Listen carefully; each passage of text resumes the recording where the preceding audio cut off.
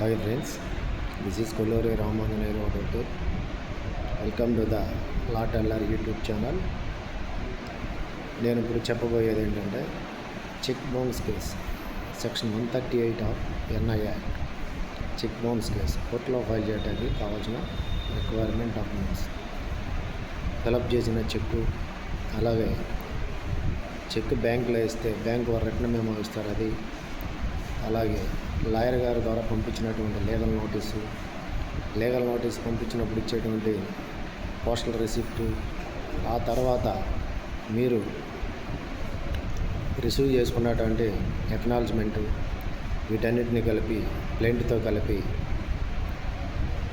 కోర్టులో ఫైల్ చేయాలి. అదేవిధంగా మీకు ఇంక ఎవిడెన్స్ స్ట్రాంగ్గా ఉండాలంటే ప్రోనోట్ కార్డు ఉంటే ప్రోనోట్ కూడా ఎలాంగ్ విత్ చెక్తో పాటు ఎవిడెన్స్గా ఫైల్ చేస్తే ఇంకా బాగుంటుంది friends. So please subscribe my channel. ఇంకో వీడియోతో మళ్ళీ కలుద్దాం.